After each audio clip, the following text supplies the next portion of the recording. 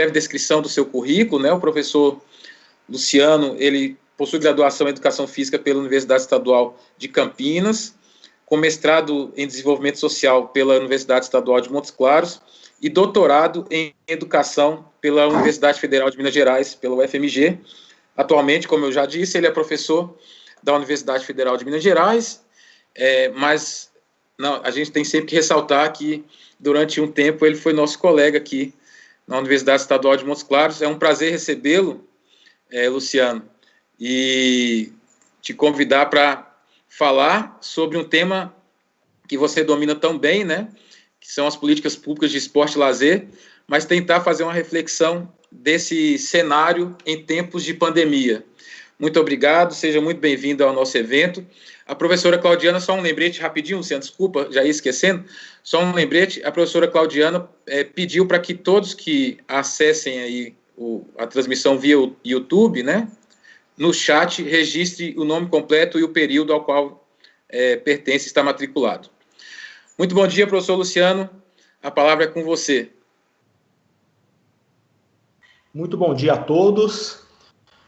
Queria, de início, agradecer o convite, agradecer as palavras generosas e exageradas do Gino, né, do professor Georgino, parabenizar também pela iniciativa. Todos nós, né, estamos passando por uma dificuldade singular, inédita, né, com essa pandemia, mas estamos lutando aí para que a gente possa seguir a nossa vida dentro do possível. É claro que na UFMG a gente enfrenta esse mesmo desafio, né, com as nossas especificidades, mas também com muitas dificuldades. Esse momento é uma alegria especial, principalmente por dois motivos.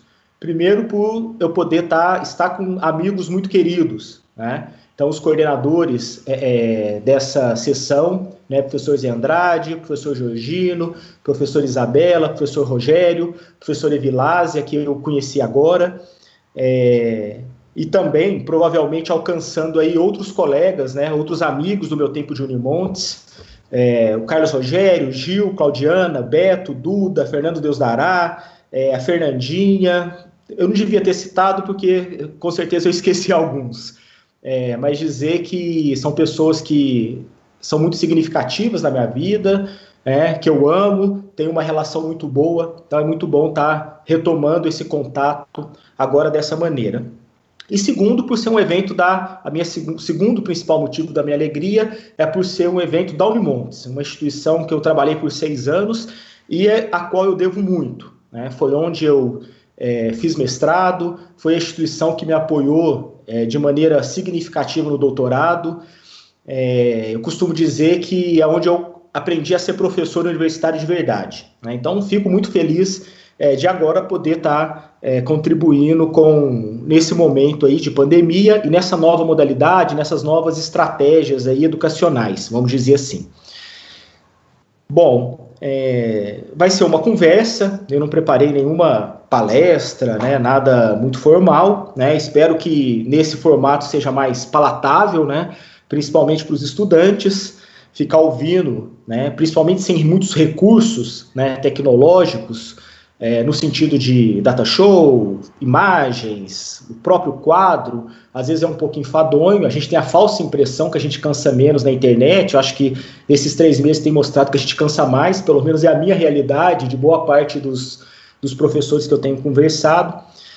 Então, eu apenas recuperei um curso, no início do ano passado, eu fui convidado pelo SESC, pelo Serviço Social do Comércio, para preparar um curso sobre políticas públicas, políticas e ideologia. O SESC estava preocupado, era o início do governo Bolsonaro, e muito preocupado com aquele discurso sobre viés ideológico, nós não podemos ter atuação ideológica, o governo não vai ser ideológico. Como o SESC é uma instituição que recebe dinheiro público, eles estavam preocupados com isso e prepararam um curso de formação. E esse módulo, né, Política e Ideologia, eu fui o responsável. Dentro desse módulo, o curso era voltado para todos os diretores regionais do SESC, eram 2 participantes de cada estado do Brasil.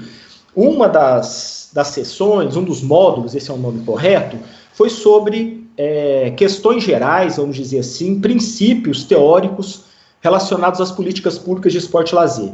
Então, para eu não me perder, né, muito mais para que eu não me perca, até porque nessa nova modalidade eu já participei de muita live, muito curso online, mas sempre gravado, essa interação on time, vamos dizer assim, é a minha primeira experiência. Então, até para eu não me perder, eu recuperei um pouco desse texto, né, desse curso que eu trabalhei com os diretores regionais do SESC, e vou falar basicamente o que está nesse texto, mas não vou ler, né? Praticamente nós vamos conversando aí, batendo papo, e depois estou à disposição. E claro que também estou à disposição em outras instâncias, por e-mail, por outros tipos de contato, para continuar essa conversa desse tema que eu gosto muito. Não sei se eu conheço tanto como o professor Gino indicou, mas que eu gosto muito. Bom, então minha fala ela vai ser dividida em duas partes. Na primeira parte, eu vou apresentar de maneira bem sintética algumas reflexões teóricas que, no meu entender, ajudam a desenvolver, a criar, a potencializar um olhar crítico nosso para esse fenômeno, políticas públicas de esporte e lazer. Quando eu digo um olhar crítico, eu lembro que esse olhar crítico se direciona para várias dimensões, né? Talvez as duas principais sejam, uma delas, né, dentre as duas que eu considero os principais, é o nosso posicionamento crítico diante da realidade, né? Não necessariamente uma atuação acadêmica, né? Mas nós, que somos profissionais, ou seremos profissionais para os alunos... Desligue, só um minuto.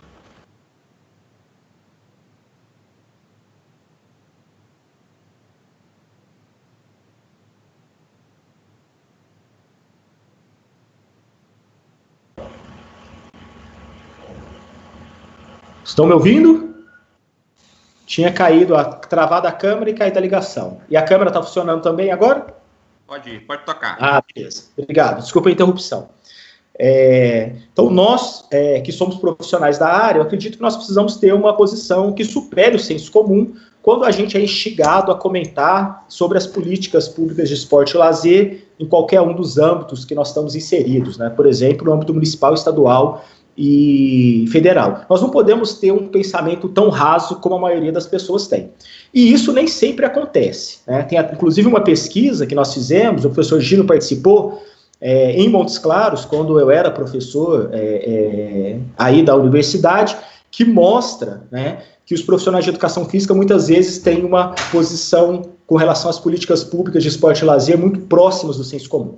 Mas eu não vou contar essa pesquisa não, depois no final, se der tempo, eu conto.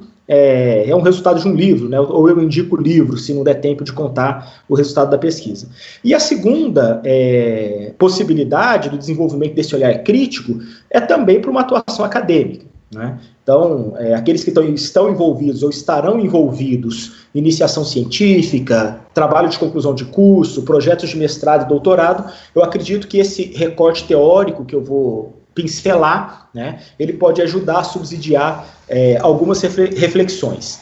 E na segunda parte, eu vou fazer um breve ensaio aí, tentando mostrar como eu vejo as políticas públicas de esporte e lazer na contemporaneidade, vamos dizer assim, nos últimos, talvez 20 anos, e também tentando fazer alguns ensaios para a atual época que a gente vive, que é uma época de pandemia, né?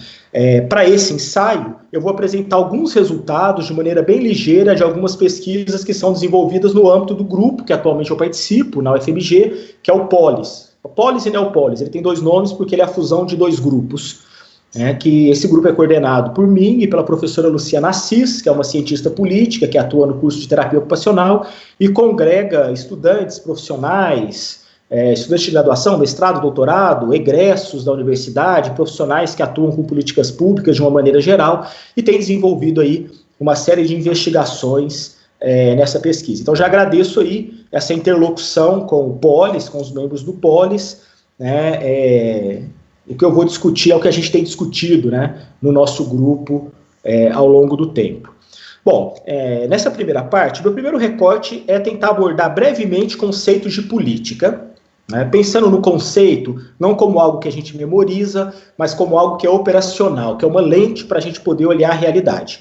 Tem uma professora bastante recorrente na ciência política, que é uma professora da UNB, que chama Maria das Graças Rua, que ela costuma dizer que política é um conjunto de procedimentos formais e informais que revelam relações de poder e que se destinam à resolução pacífica dos conflitos quanto a bens públicos, né?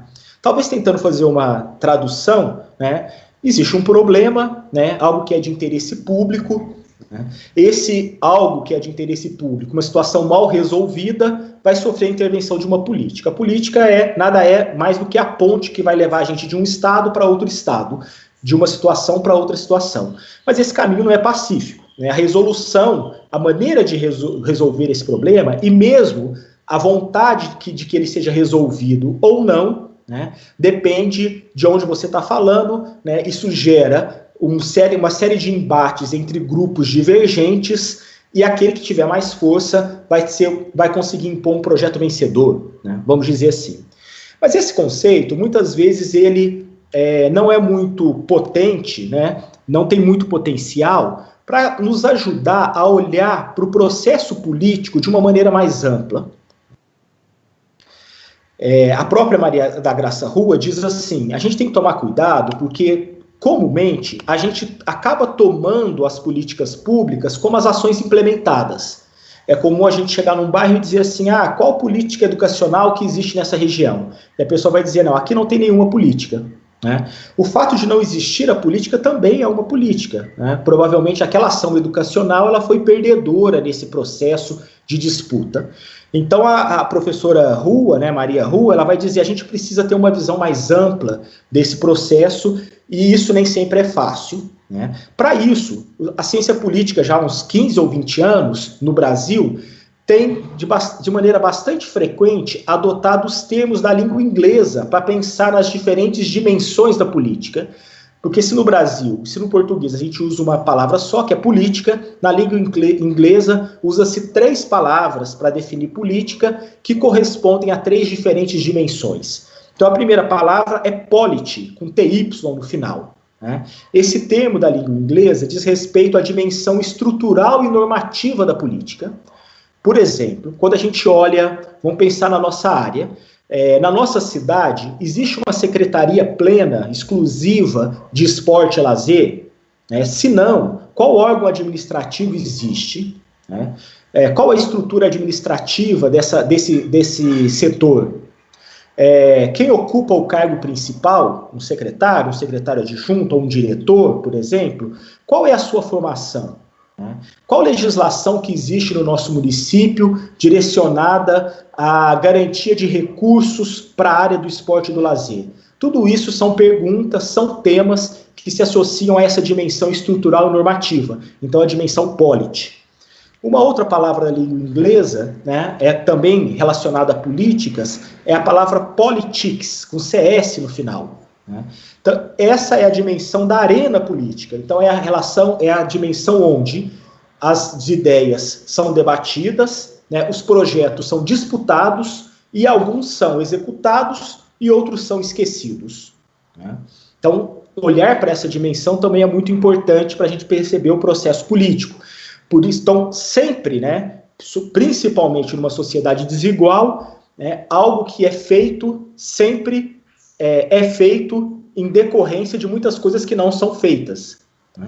Tem uma professora aqui da UFMG, do Departamento de Ciência Política, que chama Thelma Menicucci, bastante conhecida, até porque ela tem algumas publicações também na área do esporte e do lazer, então ela é conhecida por nós, né? Ela costuma dizer assim: políticas públicas são os atos, mas também os não atos, né? Então, não fazer também é uma decisão política significativa. Então, essa é uma outra dimensão.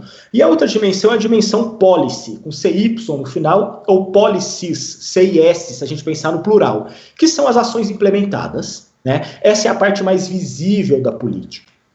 Por que a gente costuma mobilizar essas 3 dimensões? Porque, tradicionalmente, a gente costuma restringir, como eu dizia, a política pública às ações implementadas. Isso nos dá uma visão muito recortada, né, muito pobre, muito pequena do processo político, né?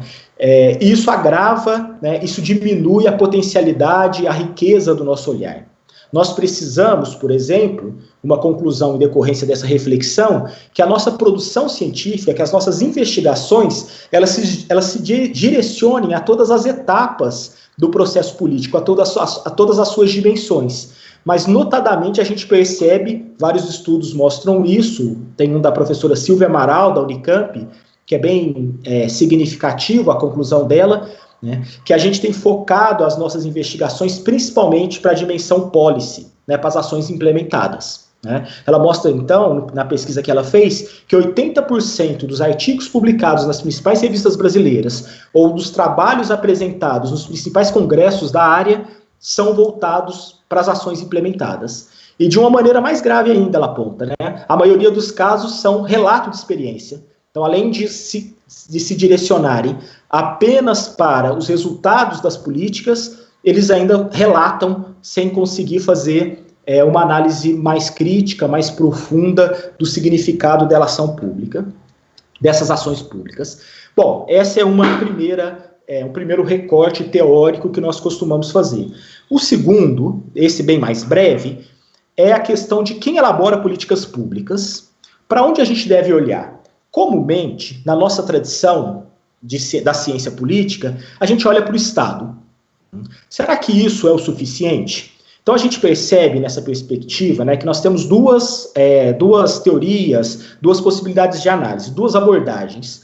Uma abordagem que é chamada de abordagem estadista e uma abordagem que é chamada de abordagem multicêntrica. A abordagem estadista, ela vai preconizar que o centro das políticas públicas, a sua essência, praticamente a sua totalidade, são as instituições, são os agentes, os atores estatais. Então, se nós queremos pensar, refletir, pesquisar, conhecer políticas públicas, nós temos que ir no Estado. Então, nós olhamos a prefeitura, nós olhamos as leis, nós olhamos os programas oficiais. Já uma outra perspectiva, uma outra abordagem chamada de multicêntrica, ela vai dizer, não interessa se o agente que está executando, por exemplo, uma política pública, ele é membro do poder constituído, membro do Estado ou não. O que importa é o interesse que está por trás daquela política. Se aquela política, se aquele assunto é um interesse público, essa política ela é pública também, mesmo que ela seja executada por outro organismo, por exemplo, uma organização não governamental. Essa abordagem multicêntrica, que inclusive é majoritária nos dias de hoje, ela é muito importante, porque ela nos ajuda a perceber, problematizar, defender ou atacar, né, essa transferência que o Estado brasileiro tem feito da execução de políticas públicas e quase até de sua elaboração, né, para órgãos que não são exatamente do Estado. Um exemplo claro para isso, talvez o principal, no caso das políticas brasileiras, é a Lei de Incentivo ao Esporte. Né? Brevemente, né, a Lei de Incentivo ao Esporte, que já tem 12 anos, se eu não estou errando a conta, é uma lei em que o Estado deixa de arrecadar parte do imposto devido, então é um dinheiro público, e passa esse recurso que ele não arrecadou para ONGs, para organizações não governamentais que vão executar projetos. Só que essa transferência ela é feita com tanta liberdade que o Estado simplesmente direciona para o ente que não é público, que ele possa decidir quase tudo da política. Onde aplicar, de que forma, dentre outras coisas, se der tempo eu volto nesse assunto no final. Bom, então quem elabora políticas públicas seria o segundo recorte teórico. E o último recorte teórico é a gente pensar em ciclo político. Né? A ideia de ciclo político nada mais é do que pensar o processo político didaticamente, pedagogicamente, em etapas, para que a gente possa olhar de uma maneira mais organizada como que é o seu funcionamento. Isso é um tema bastante antigo, ele surge no século XIX na ciência política, quando, principalmente nos Estados Unidos, os estudiosos da área estão buscando um Estado mais racional, um Estado mais produtivo, que atenda mais os interesses, inclusive, da população. E para isso eles criam um esquema, né, de pensar a dinâmica da política, hoje é algo até bastante óbvio, né, para a gente, Essa organização basicamente se dá em 3 etapas: planejamento, implementação ou execução e avaliação, né? Vamos tentar pensar um pouquinho sobre isso, né? A primeira fase desse ciclo político, que seria o planejamento, os autores costumam dividir em 4 subetapas: identificação do problema, formação de agenda, formulação de alternativas e tomada de decisão. Olha como isso pode ajudar a apurar o nosso olhar para esse processo político. Então, primeiro, identificação de um problema. Não existe política pública se não existir problema, né? Agora, como esse problema é identificado, né? Isso é bastante interessante, né? Por exemplo, né, pensando lá na dimensão politics, da arena política que eu citei antes, com quem a gente pode questionar? Com quem determinado governo conversa para poder saber o que é prioridade para ser executado, né? Com quem que o secretário de esportes, por exemplo, de Montes Claros, que eu sei que é uma pasta, acho que é uma pasta conjunta, não lembro mais, acho que é junto com Juventude, né? Com quem que esse secretário conversa para decidir o que vai ser feito? Será que ele conversa com alguém? Então, a identificação do problema parece algo natural, né? Não, esse problema existe, vai ser enfrentado. É claro que não é. Bom, tem até eu ia contar um outro exemplo aqui, mas não vai dar tempo. Se der tempo no final eu conto também. Quando eu dou aula de políticas públicas, eu sempre conto o exemplo do Gino, né? Nem sei se eu posso contar esse exemplo, né? Vou ameaçar, depois você conta num outro momento, Gino. Ou eu conto hoje se der tempo. O Gino foi secretário de esportes na gestão do Atos Avelino, a maioria de vocês deve saber. E uma piscina, a Prefeitura de Montes Claros participou de um chamamento público e ganhou os recursos para construir uma piscina no Parque Municipal, ali onde fica a lagoa. E essa piscina não foi construída. Vocês moram em Montes Claros, a maioria deve saber que lá não tem piscina, né? Então esse problema não foi resolvido, apesar de ter um recurso público, né? Por quê? Né? Depois o Gino conta essa história, ou eu, né? Por uma questão da arena política, né? No jogo de forças, aquelas pessoas que achavam que a piscina precisava ser instalada, deveria ser instalada, perderam o debate pelas pessoas que achavam que ela não deveria ser instalada, apesar do recurso já estar garantido. Bom, uma segunda etapa, então, subetapa do planejamento, é a formação da agenda. O problema pode ser reconhecido, mas não necessariamente ele entra na pauta do governo, né? Então é uma sequência do outro, né? De que maneira que se forma a agenda? Quais estratégias o governo tem para formar a agenda? Uma bastante conhecida, né, bastante no Brasil e no mundo, é o orçamento participativo. Eu até vou dar um exemplo de uma pesquisa sobre orçamento participativo, né? Em que medida o orçamento participativo pode ser um mecanismo significativo e eficiente para ajudar que os problemas identificados como relevantes realmente entrem na agenda dos governos.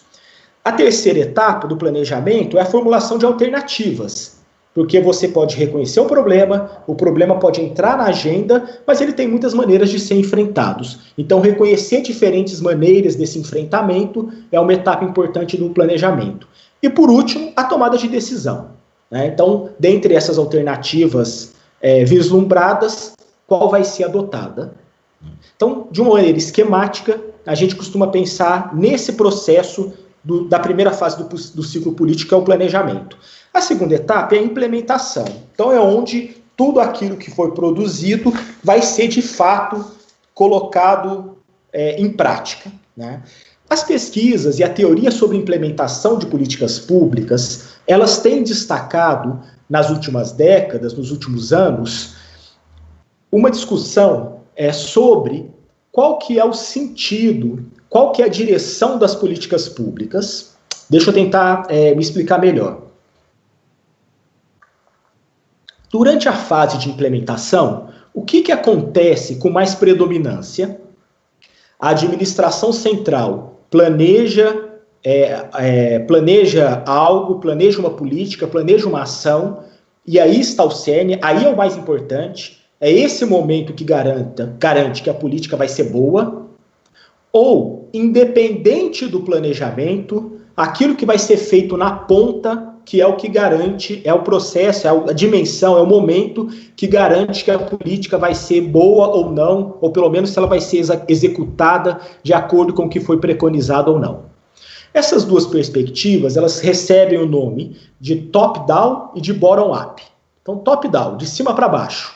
Né? Então, na década de 80, os cientistas políticos, quase todos defendiam essa perspectiva e diziam, né, quer fazer uma boa política, você tem que ter uma boa tomada de decisão. Você tem que ter bons gestores e esses gestores têm que criar mecanismos para que essa discricionariedade, para que a maneira como a política vai chegar na ponta do processo, principalmente aquelas políticas que são muito capilarizadas, que atendem uma diversidade de territórios muito grandes, né, para que elas cheguem da maneira que elas forem planejadas. Né? Então, o segredo para uma boa política são os bons gestores. Né? Contrapondo essa posição, surgiu essa perspectiva bottom-up, que significa de baixo para cima, que é justamente o inverso. Né? Então, essa perspectiva vai dizer, o planejamento não interessa muito, porque na prática, né, as pessoas podem fazer, que estão lá na ponta do processo, podem fazer de uma maneira muito diferente. Então, você precisa de bons executores. É isso que vai garantir que a política pública atinja os seus objetivos. E depois de um tempo, no debate dessas duas perspectivas, surgiu o que a gente chama de modelo híbrido, que hoje é a perspectiva predominante na ciência política, que me parece um bom senso entre essas duas perspectivas, buscando o equilíbrio. Né? Então vai dizer, não, tanto os gestores e as proposições, elas são fundamentais para a boa política, mas a capilaridade, no sentido daqueles que estão na ponta do processo, né, eles são fundamentais para que a política aconteça de maneira adequada. Né. Nesse contexto, vai ser cunhado, né, um termo por um pesquisador que chama Michael Lipsky, que ele vai dizer que a gente precisa também olhar nas políticas públicas para os burocratas de rua, ou os burocratas em nível de rua. Né. No Brasil a gente fala mais burocrata de rua, na Europa e nos Estados Unidos a gente fala mais burocrata em nível de rua. Quem que é o burocrata em nível de rua? É a pessoa que está na ponta do processo, né? Se fosse uma pesquisa com trabalhadores, a gente vai falar no chão da fábrica, e é quem vai, na ponta do processo, dar a tônica da política.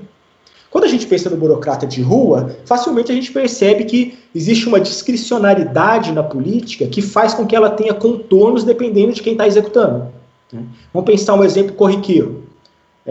Você estaciona o seu carro num lugar proibido, ou você coloca lá o cartão da faixa azul, não lembro mais como é que chama aí em Montes Claros, e você chega para pegar o carro 15 minutos depois de ter vencido o prazo da faixa azul.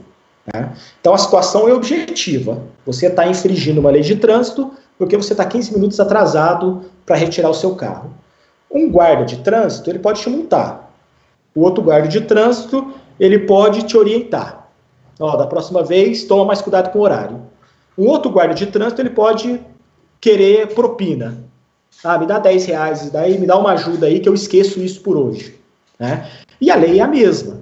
A legislação de trânsito brasileira é a mesma, a infração, a situação é a mesma. Né? Então, são três maneiras diferentes de lidar com a legislação e com um fato, né, que mostra como, no cotidiano, as pessoas que executam as políticas públicas, elas têm liberdade para poder atuar de acordo com as suas crenças, seus valores, etc. Né? Isso acontece em tudo, né, com os professores, políticos de uma maneira geral, né, todos os burocratas, na verdade que são todos os funcionários, esse termo é para funcionário público, mas é para todo mundo, a gente percebe claramente essa discricionariedade. Bom, e a última etapa do ciclo político é o que a gente chama de avaliação, né, que é quando o governo, as pessoas envolvidas vão poder olhar para a ação executada para poder saber se o que foi feito, né, está de acordo com o que foi preconizado. Né? Basicamente, na avaliação, a gente usa três termos, né? Eficiência, efetividade e eficácia. Eficiência, efetividade e eficácia. Deixa eu ver se eu não troco nenhum deles. Então, eficiência diz respeito a você poder fazer o máximo com o menor recurso possível. Então, se você... isso é fundamental, né? Muitas vezes se tem um trabalho muito legal, mas que custou muito. Eu vou dar um exemplo. Na lei de incentivo ao esporte, eu tenho orientado vários trabalhos sobre lei de incentivo ao esporte. Às vezes tem um projeto que é muito legal, é um projeto de vela, por exemplo. Não, vamos falar de vela não, vou falar de algo mais comum. É um projeto que é uma escolinha de futsal. Uma pessoa foi lá, captou dinheiro público e executou. E é uma escolinha diferenciada, um trabalho muito legal, pedagogicamente, infraestrutura, etc. Aí, só que quando você calcula o valor per capita gasto, quanto que foi investido e quantas crianças, adolescentes são atendidos, por exemplo, você chega a um valor lá de R$450. Né? Pelo conhecimento nosso da realidade, a gente pode dizer que essa eficiência ela é muito ruim, porque não existe escolinha de futsal, nem aqui em Belo Horizonte, muito menos em Montes Claros, eu tenho certeza, que custa R$450 por mês. Então a gente precisa olhar para isso. Né? O tanto que foi empreendido em recursos humanos, financeiros, né, etc., estruturais, para que essa ação pública seja feita. A outra perspectiva da avaliação é a efetividade. Né? A efetividade diz respeito a você atingir os objetivos que tinham sido planejados. Né? Então, para isso, né, é fundamental que os objetivos estejam bem definidos. Só se o objetivo estiver bem definido que você consegue avaliar se o objetivo foi alcançado. Por incrível que pareça, isso também é algo bastante complexo em políticas públicas de esporte e lazer. Se a gente perguntar, por exemplo, para o secretário de esportes, para que serve a escolinha de esportes, muitas vezes ele vai gaguejar. Ou ele vai dizer que é para tirar crianças das ruas. Né? Será que é isso mesmo? Quando a gente olha, para continuar no exemplo da Lei de Incentivo ao Esporte, que tem 12 anos, né, todas as leis e todas as mudanças que foram feitas nelas, em nenhum momento está claro qual que é o objetivo da lei. Então a gente não consegue avaliar. A lei atingiu o seu objetivo? Não sei. O objetivo dela não está claro. Né? E a outra dimensão é a eficácia, né, que é o impacto que essa política, que essa ação traz na vida das pessoas, na qualidade de vida. Então a gente pensa em avaliação a partir dessas três perspectivas. Bom, estou encerrando essa primeira parte, então, de maneira bem rápida, peço desculpa pelo atropelo e partes aí que eu provavelmente fui confuso, mas o pouco tempo, né, não me permite aprofundar muito nisso. Né? Então, o que eu disse no início, né, o argumento principal é que essas reflexões teóricas, elas nos ajudam a olhar para as políticas públicas de esporte e lazer de uma maneira geral e também em tempos de pandemia. Então, para isso, eu vou apresentar alguns dados simples, até porque eu não estou usando nenhuma tabela, nenhum gráfico, eu vou falar, né, para vocês conseguirem acompanhar, porque senão fica confuso mesmo, de 3 pesquisas que foram realizadas no grupo que eu participo. A primeira é uma pesquisa de uma das primeiras orientandas minhas de mestrado, ela chama Juliana Cristina Abreu Teixeira. Ela defendeu a dissertação dela em 2016, que teve como objeto o orçamento participativo de Belo Horizonte. Então, olhar para o orçamento participativo nos ajuda a dialogar com uma série de questões teóricas que eu disse antes. Por exemplo, né, como se dá a formulação de alternativas, a identificação de problemas e a formulação de alternativas para a execução de políticas públicas no âmbito do orçamento participativo. Né? Com quem que o governo dialoga? Será que ele dialoga? Ou, então, como se dá a relação de forças, né, na politics, na arena política, através dessa ferramenta que é nacionalmente entendida pela maioria das pessoas como um mecanismo privilegiado para potencializar a participação da população. Bom, a Juliana fez uma dissertação bastante interessante, por esforço dela, né, e ela analisou o orçamento participativo de Belo Horizonte num recorte temporal bem significativo, que foi de 1994 a 2014. Então ela usou 20 anos. Né, ela usou todos os dados disponíveis, porque ela começou a escrever, os dados de 2015 não estavam disponibilizados ainda, ela defendeu em 2016, então ela usou tudo, desde o surgimento do orçamento participativo em BH até o tempo que ela estava presente ali na coleta de dados. E é importante destacar que o orçamento participativo de Belo Horizonte é um dos principais do Brasil, ele é reconhecido nacionalmente, tem inúmeros prêmios internacionais, é tido como um modelo a ser seguido. Né, vamos dizer assim. E os dados que ela coleta mostram, né, dizem para uma série de limitações, né, que permitem a gente criticar, a gente questionar se o OP, para o caso de Belo Horizonte, realmente é uma estratégia interessante de participação, de potencializar a aproximação da população com o poder público. Para isso eu vou dar um dado só e depois falar de algumas conclusões do trabalho dela. A gente pensa que o OP envolve muita gente, né? Porque, ainda mais no caso de Belo Horizonte, que tem 4 etapas, né? Uma etapa local, uma etapa regional, 2 etapas depois de maiores. Não, isso envolve muitas pessoas. Olha o número de pessoas envolvidas. Em 1994, 15.716 pessoas participaram.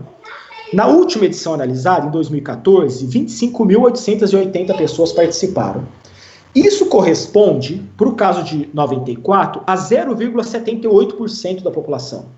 No caso de 2014, 25.880, a 1,09% da população. Então ainda é uma porcentagem muito pequena da população participa. Além do fato que esse número aqui ele é mentiroso. Na verdade, não é 1,9% da população. Porque essa soma dos 25.880, ele conta todas as idas nas etapas. Então, uma pessoa, por exemplo, que participou das 4 etapas, ela conta 4 vezes. Uma pessoa que participou 2 etapas, conta 2 vezes. Então, na verdade, esse número é ainda muito, muito, muito menor. Então, isso mostra, né, que, apesar de, teoricamente, ser uma instância interessante, né, ela ainda é bastante limitada em termos de envolver a população de uma maneira mais expressiva, realmente mais expressiva. E aí, ela tem muitas conclusões fundamentadas aí da pesquisa dela, eu queria apontar só 2. Né? Primeiro o seguinte, que mostra essas limitações que eu estava destacando. Ela olhou para o OP, mas ela olhou para as políticas públicas de esporte e lazer. Né? Para o caso das políticas públicas de esporte e lazer, porque cada área dentro do orçamento participativo de Belo Horizonte cria suas próprias regras. No caso de esporte e lazer em Belo Horizonte, as regras elas são tão rígidas, que a população acaba não escolhendo nada, quase nada. Fazendo uma analogia, ela acaba escolhendo se ela vai trocar a lâmpada com a mão direita ou com a mão esquerda. Né? Então a gente olhava, por exemplo, as diretrizes de um ano que dizia assim, está proibido construir qualquer coisa, fazer qualquer proposta que gere gasto regular para a prefeitura, investir em áreas que não sejam prioritárias pelo plano de desenvolvimento municipal e mais uma série de outras coisas. Então isso amarrava muito, né, e a população acabava tendo uma elasticidade, uma liberdade de escolha bastante reduzida.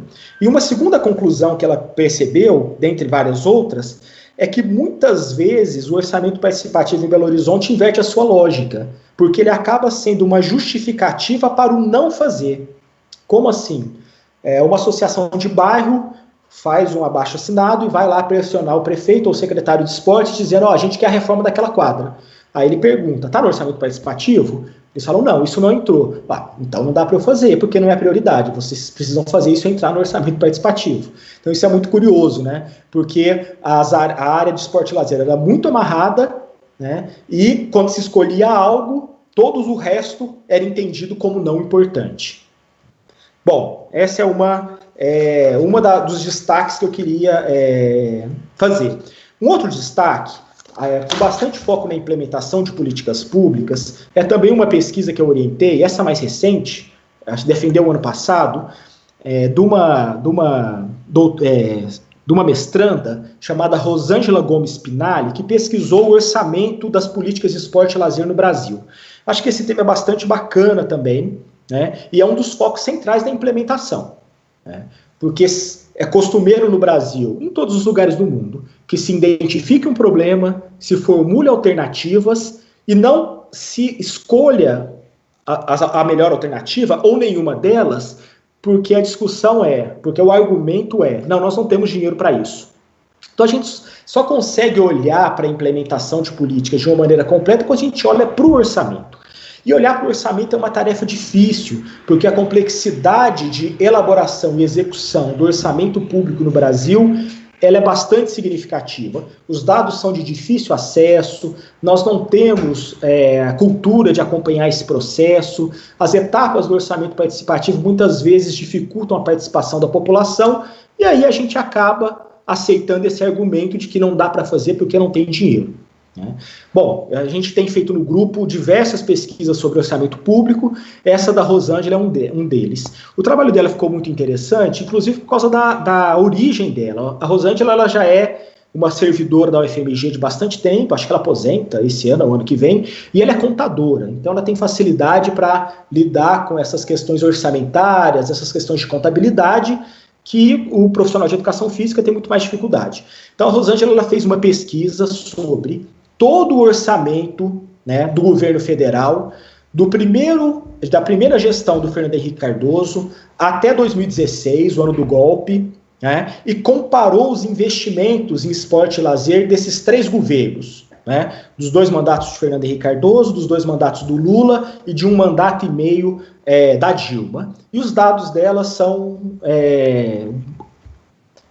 terríveis, assustadores, né, mas muito interessantes para a gente poder refletir e para a gente poder pesquisar. Tá? Vou tentar falar alguns números só para vocês terem uma ideia. Então, dos 8 anos de governo Fernando, olha, um detalhe que eu estou falando de orçamento. Quando a gente olha para a política pública, se a gente quiser olhar o gasto como um todo, a gente tem que olhar para orçamento e também para as vias extras orçamentárias, né? Porque muita coisa não entra no orçamento. Então, quando a gente olha, por exemplo, emenda parlamentar não entra nessa computação de orçamento geral, nas ferramentas que tem de transparência, onde a gente acessa o orçamento, né? E a emenda parlamentar é fundamental para funcionar uma série de coisas no Brasil. Por exemplo, a Unimontes, né? Vocês devem saber, os professores sabem, os alunos, alguns devem saber, que a Unimontes não tem orçamento, ela é uma universidade sem orçamento. Então, todo ano, né, o reitor e os outros políticos vão lá passar o prato para pedir emenda parlamentar. É uma das principais financiadores da Unimontes são emendas parlamentares. Né? Isso cria uma relação bastante difícil e às vezes até promíscua com o poder legislativo, porque a universidade depende deles. Bom, mas vamos lá. Então, pensando em recursos orçamentários que estão lá nos portais de transparência que existem hoje, que a gente pode acessar com uma certa segurança. No governo Fernando Henrique Cardoso, desculpem, nos 8 anos, nos 2 mandatos, esteve no planejamento, na área de esporte e lazer, aproximadamente 5 bilhões e meio de reais. No governo Lula, aproximadamente 15 bilhões e meio de reais. No governo Dilma, precisa lembrar que foram 2 anos a menos, mas o planejamento é de todo, né? Aproximadamente 23 bilhões de reais. Então esse dado é muito legal. Ele mostra uma crescente muito significativa de alocamento de recursos na área. Isso não quer dizer, isso nem sempre é bom, né? Isso tem uma série de isso precisa ser olhado, né, com mais detalhes, né, que não vai dar tempo de fazer agora. Ela faz isso no trabalho dela. Então, por exemplo, né, no Lula e Dilma, uma das coisas que fez com que esse investimento crescesse bastante foi a adesão do Brasil aos mega eventos esportivos. Né? Mas, olhando de uma maneira mais contextual, né, de uma maneira mais panorâmica, para essa questão, a gente vê um crescente muito grande. Só que esses valores que eu passei, né, que ela levantou, são valores planejados. Quando a gente quer olhar o valor exatamente investido, a gente tem que olhar o valor liquidado. Porque política tem isso. Você planeja, né, você empenha e muitas vezes você não paga. Então a política não aconteceu. Quando a gente olha os governos liquidados, os valores liquidados, dos 5 bilhões e meio do governo Fernando Henrique, 4 bilhões e meio foi liquidado. Dos 15,5 do Lula, 10 bilhões e 200 milhões foram liquidados. Dos cerca de 23 bilhões do governo Dilma, só foi liquidado cerca de 5 bilhões. Então esse é um número significativo, né? Porque quando a gente olha o planejamento, a gente olha o plano plurianual do governo, que é uma ferramenta um documento significativo, a gente fala, nossa, nós vamos ter política demais. Só que não chega na ponta. Por uma série de motivos, esses valores não viram, de fato, políticas públicas. Então, quando a gente olha a execução do governo Fernando Henrique Cardoso, é uma execução muito melhor do que o governo Dilma em termos de porcentagem. É claro que isso precisa ser problematizado, né, melhor por que isso aconteceu. Bom, eu ia falar de 3 pesquisas, mas não vou falar não, vou falar só das 2. Né?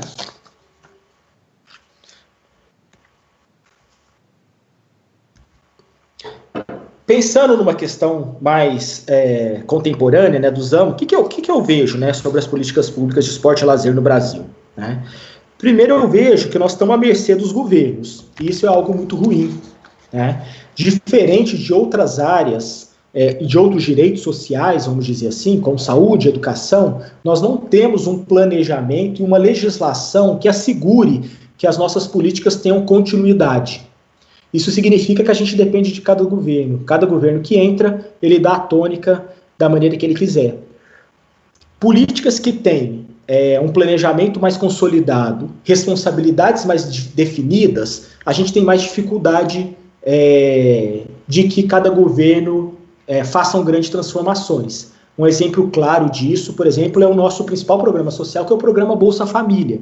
Né? Por mais, por exemplo, que o atual presidente, o Bolsonaro, tenha criticado o programa Bolsa Família durante a campanha eleitoral, né, e ele não conseguiu mudar, né, porque a capilaridade, a consolidação do programa, ela é bastante significativa. Então, acho que esse é um desafio, né, significativo. Né. Uma outra questão, né, quando a gente... Aí eu vou falar de um conjunto de pesquisas e de reflexões que eu tenho acompanhado, orientado, produzido ou lido, não apenas dessas pesquisas que eu citei, né? A conclusão inevitável é que a gente ainda tem muito a caminhar. Ou melhor ainda, né? Acho que a gente tinha muito a caminhar até 2016.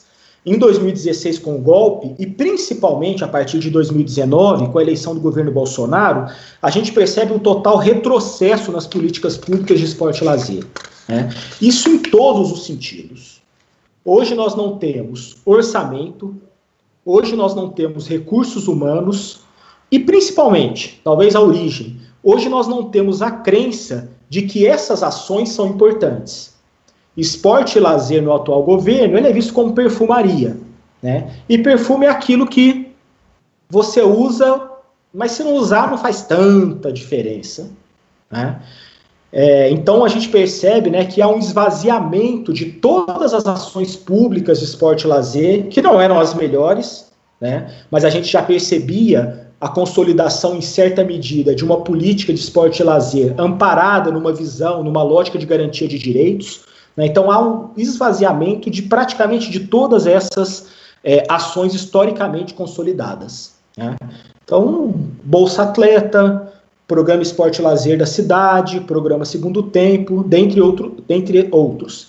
Esse esvaziamento significa, muitas vezes, o abandono desse programa, ou outras vezes, a substituição por uma nova roupagem, mas que, na verdade, significa precarização. Então, o programa Esporte e Lazer, por exemplo, um programa que eu atuei durante 6 anos, tem mostrado isso.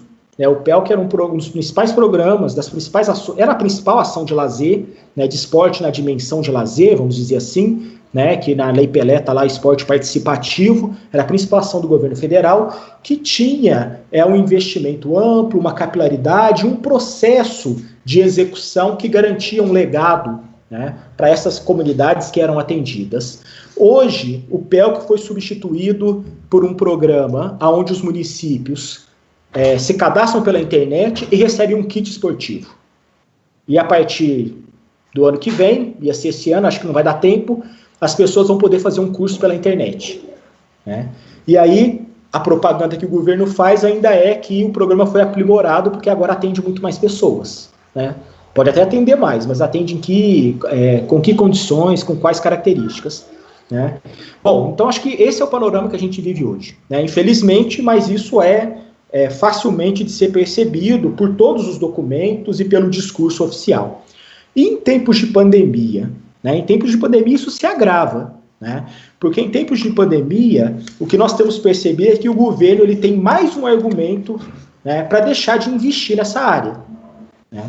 Se nesse 1 ano e 3 meses, vamos dizer assim, até março, né, o que a gente percebia através de inúmeras ações, como por exemplo, o pouco investimento nesses 3 programas que eu citei, né, era o entendimento de que as ações de esporte e lazer não eram importantes. Agora, em tempos de pandemia, a gente tem isso de maneira mais exacerbada. Se não era importante antes, agora, numa situação emergencial, ela é muito menos importante ainda, né?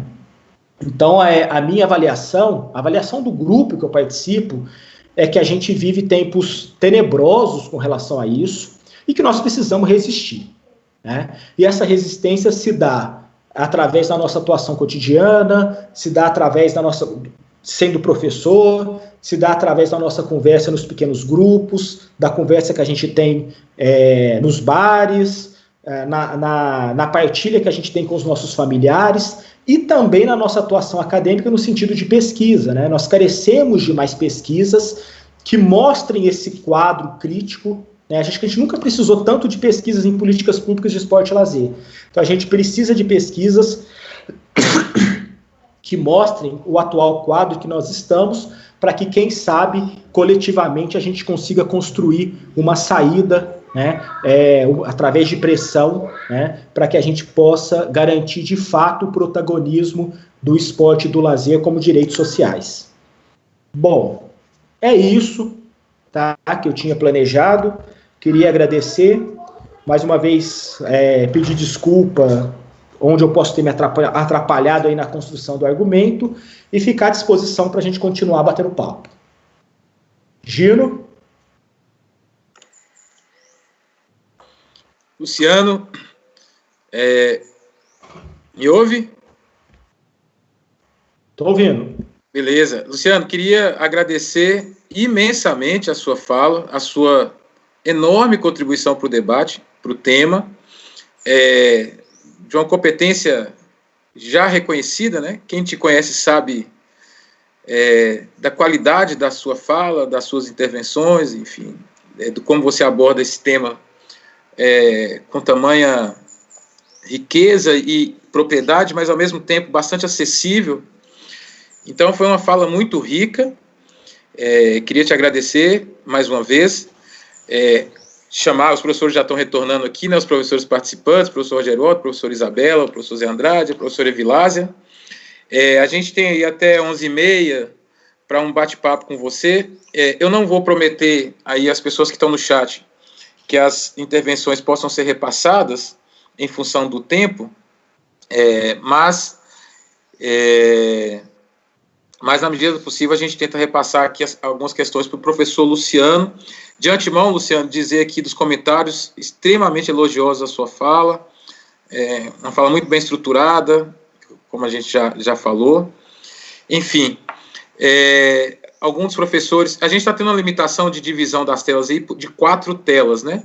Então, assim que eu terminar aqui minha mediação, eu vou desligar a minha câmera e aí o professor que quiser conversar com o Luciano, fazer um apontamento, uma questão, fica à vontade. Algum de vocês quer começar? Professora Isabela? Pode ser. Estão me ouvindo bem, todo mundo? Sim. Então tá. Então, primeiro eu queria agradecer, né, essa organização do evento para a coordenação do bacharel do colegiado, cumprimentar a todos os alunos, professores e demais pessoas, né, que estão nos acompanhando aqui nessa oportunidade, eu acho que a gente está tendo de fazer discussões extremamente relevantes no contexto atual. Acho que nosso público principal aqui são os alunos do bacharel. Muitos não me conhecem ainda, né, porque eu sou uma das professoras mais recentes aí do departamento em termos do concurso público, mas não sou recente na Unimontes, né. Ontem eu estava pensando, assim, como o Luciano colocou, também sou extremamente grata à nossa universidade, que possibilitou a minha formação em todos os níveis, né, as 2 graduações, a pós-graduação, o mestrado e agora a conclusão em breve do doutorado em desenvolvimento social. Então, a perspectiva da minha análise, né, dialoga muito com o Luciano, não detidamente de uma forma específica com relação às políticas públicas de esporte e lazer nesses requisitos, né, que ele colocou muito bem, teóricos, né, toda uma caminhada aí de aprendizagem nessa área, nessa relação, mas também do que eu venho pesquisando já numa das vertentes do diálogo das políticas públicas de esporte e lazer, numa perspectiva mais interdisciplinar, que é fundamental, né, diante do que até o Luciano contextualizou, de que, em função de nós não termos uma política nacional de esporte e lazer bem consolidada, né, ela estava em construção, havia muitos avanços com relação às conferências nacionais de esporte e lazer, a gente estava na 3ª edição, um plano, né, para se pensar as políticas públicas de esporte e lazer bem articulado com diferentes atores, principalmente uma participação ativa das universidades federais, e que isso tem se perdido um pouco, né, nesse processo aí, que eu reflito muito, eu acho que em tempos de pandemia, nós temos refletido bastante de alguns modelos aí de desenvolvimento que nós seguimos, né, com o passar aí das décadas, e nessa perspectiva de um modelo mais neoliberal, que tudo vira mercadoria, inclusive o esporte e o lazer podem ser, né, mercadorias muito rentáveis aí dentro de uma estrutura de um capitalismo mercadológico, fica bem complicado nós pensarmos, né, em termos de políticas públicas nesse cenário. Já era complicado num período anterior à pandemia, e eu acho que isso se agrava, né, como o Luciano colocou, no período atual, e aí o papel nosso mesmo da universidade, não só da universidade, mas da sociedade civil em geral, de resistirmos, né, nessa perspectiva. Nossas pesquisas, elas têm uma relevância social muito grande em diferentes áreas, e mais do que nunca a universidade se torna necessária. Então, a minha fala vai muito no sentido de quem também já trabalhou com políticas públicas, né, de esporte e lazer. Eu acho que é um campo que estava em ascensão para a nossa área do bacharelado em educação física. Aqui, pelo menos na nossa região, houve muitos concursos públicos recentemente, com vagas, né, para corpo técnico, de educadores físicos, integrando essas secretarias municipais de esporte e lazer. Aqui em Montes Claros, né, eu tive a oportunidade de fazer um concurso, de trabalhar na secretaria durante 2 anos, e foi um aprendizado fantástico para mim, do ponto de vista dessa articulação entre teoria e prática. Então, eu acho que é um campo que se abre para os alunos enquanto possibilidade de atuação profissional, mas ressaltando muito do que o Luciano colocou, né, que nos falta muito uma visão crítica da nossa própria área, da nossa própria atuação, quando estamos à frente desses órgãos, das oportunidades que nós temos de fazer ações mais direcionadas com o objetivo principal, que seria a democratização do esporte e lazer nas cidades, e que isso, às vezes, é muito difícil de articular pela nossa própria estrutura institucional, né, dentro das secretarias. Gino também, acho que pode partilhar um pouco disso, que já ocupou um cargo de chefia, né, lá como secretário, e nós, corpo técnico, às vezes temos muitas dificuldades, né, no diálogo com essa estrutura, né, de hierarquia, de muitas pressões de vereadores no dia a dia das políticas públicas. E o que eu senti muito também era a política de esporte e lazer, né, do município, a gente muito isolado, né, em termos de dotação orçamentária, né, sempre barganhando muito as emendas, né, no nível não federal, mas municipal, com vereadores, com articulação com deputados estaduais, para que projetos pudessem ser executados. E a gente tem também, né, no período atual, com essa questão do Ministério do Esporte ter perdido um pouco, né, da sua centralidade enquanto ministério, ter virado uma secretaria especial, que isso vai do Ministério da Cidadania e que isso impacta, né, na dotação orçamentária também. Aqui em Montes Claros, os editais, né, eles se encerraram, nós não temos mais o programa Segundo Tempo, não temos mais o PELC, o Esporte e Lazer na Cidade, que foram projetos importantíssimos, eu acho que um pouco da desconcentração e descentralização das políticas públicas na cidade, e que isso não tem muita perspectiva, né? Ontem, até, curiosamente, tentei entrar no site do Ministério não do Ministério, né, do Esporte, mas não, na Secretaria Especial, e tive muita dificuldade em localizar os programas, né? Houve toda uma reestruturação do site. Então, para nós que trabalhamos, né, com pesquisa, isso houve uma perda muito grande de acesso aos programas, como ele funciona, e curioso, né, como editais, não conseguia ver quais editais estavam abertos de fomento, se há algum edital aberto, e o que me chamou muito a atenção foi essa, em questões de orçamento, a especificidade, né, de deixar muita abertura para emendas parlamentares, né, será feita a dotação orçamentária ou por emendas parlamentares, né, então, de novo, que o Luciano já colocou um pouco, contextualizou muito bem, né, agradeço bastante a sua fala, e assim, o que eu pensei um pouco nesse contexto de pós-pandemia, vai muito no diálogo, de tentar levar um pouco dessa discussão mais crítica, né, que a gente precisa ter na nossa área, e até de entender qual seria o papel e o sentido da educação física no protagonismo para essas mudanças, né, de subjetividades e de racionalidades com relação à importância do esporte, do lazer na nossa vida cotidiana. Eu acho que a pandemia, ela traz uma abertura muito grande em termos de reflexões, dos nossos valores de vida, né, de que mundo nós queremos, de que cidade nós queremos construir, e também de que educação física, né, nós queremos para contribuir com a melhoria da nossa situação de vida cotidiana.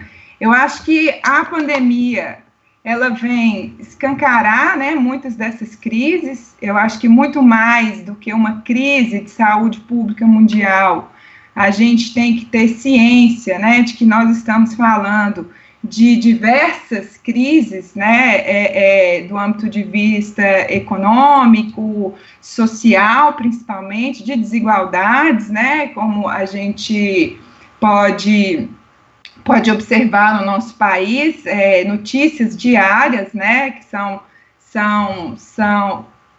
bombardeadas, né, nas nossas mentes, de um distanciamento muito grande que existe do cotidiano sofrido, né, de muitas classes e de muitos setores da população que se distanciam dessa questão dos direitos sociais de forma geral, direito à moradia, direito ao transporte, e, sobretudo, na perspectiva que eu analiso mais, direito, né, aos espaços públicos, bem distribuídos pela cidade. Então, eu acho que é um momento aí da gente resistir, mas também dentro da provocação do Luciano, né, do orçamento participativo, que é tido como uma das instâncias aí decisórias e de participação, eu acho que nós podemos avançar muito mais, né, enquanto sociedade, nos envolver mais na questão de conseguirmos, de fato, nos fazer sermos ouvidos em diferentes instâncias decisórias,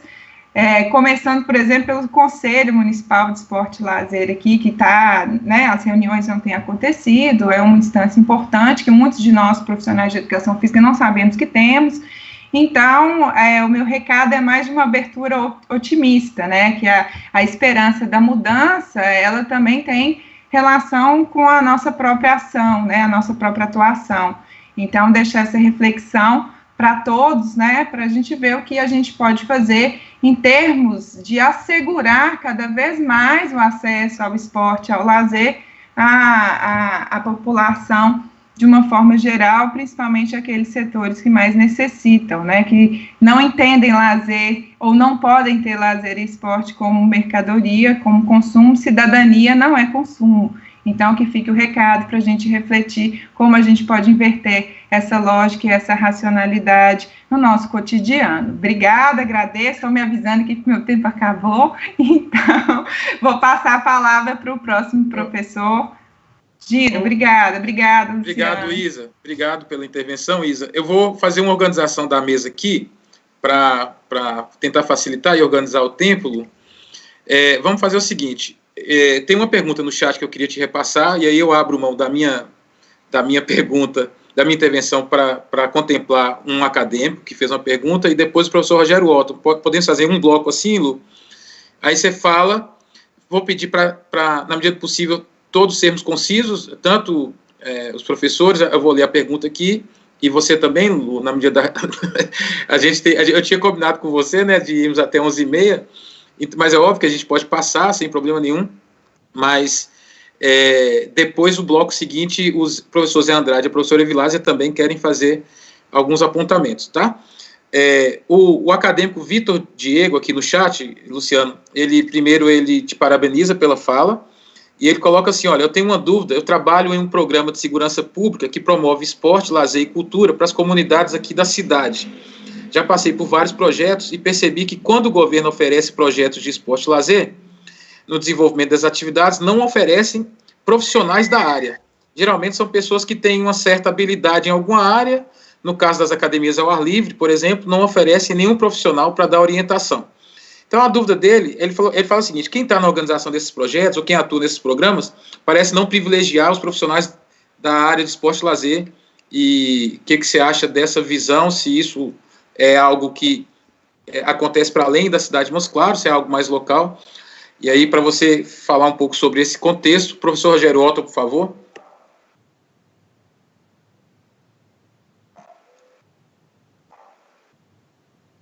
Bom dia. Agradecer, Luciano, pela presença, pela disposição de estar aqui com a gente hoje, em nome do curso de Educação Física Bacharelado, nessa organização, nessa fala tão importante para a gente.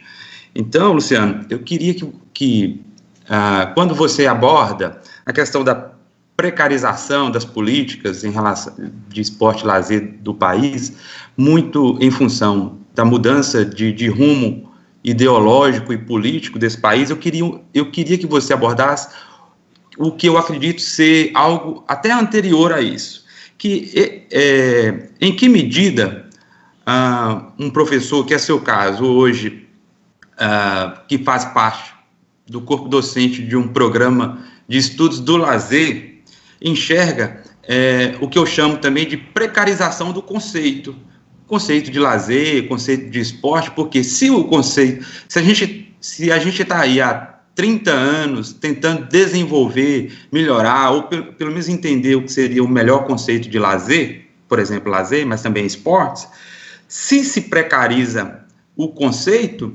também vai se precarizar a política, porque se ele é mal entendido, as políticas também vão ser equivocadas. Eu queria sua opinião nesse sentido.